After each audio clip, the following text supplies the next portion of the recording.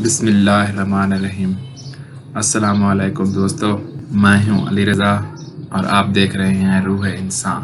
آج کا ہمارا ٹاپک ہے امام علی علیہ السلام کی خدمت میں ایک شخص آیا اور رو رو کے عرض کرنے لگا، یا امیر المومنین، میری کوئی دعا پوری نہیں ہوتی۔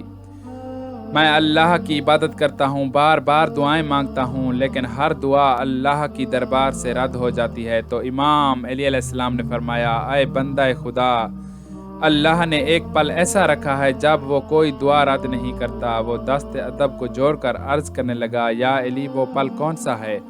تو امام علی علیہ السلام نے فرمایا، جب انسان روزہ رکھتا ہے اور پورا دن اللہ کے لیے اپنی خواہشات پہ قابو پاتا ہے، اور جب روزہ کھولنے کا وقت آتا ہے تو اللہ فرشتوں سے کہتا ہے، جاؤ اس پل جو بندہ جو دعا مانگے فوراً قبول کر دو۔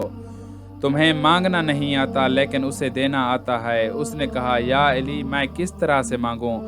تو امام علی علیہ السلام نے فرمایا، جیسے ایک معصوم بچہ اپنی ماں سے مانگتا ہے۔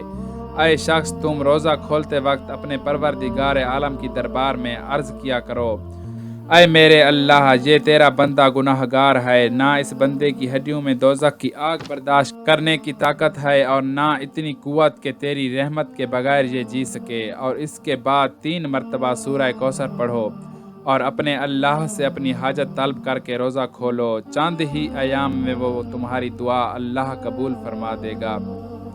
دوستو، آج کی ویڈیو بس یہیں تک تھی۔ امید ہے آپ کو پسند آئی ہوگی۔ اپنی رائے کا اظہار کمنٹ سیکشن میں ضرور کیجیے گا۔ اگر آپ نے ہمارا چینل روح انسان سبسکرائب نہیں کیا تو جلدی سے کر لیں، کیونکہ ہم آپ کے لیے ایسی اچھی ویڈیو لاتے رہیں گے۔ ملتے ہیں ایک نئی ویڈیو کے ساتھ، تب تک کے لیے اپنا خیال رکھیے گا۔ اللہ حافظ۔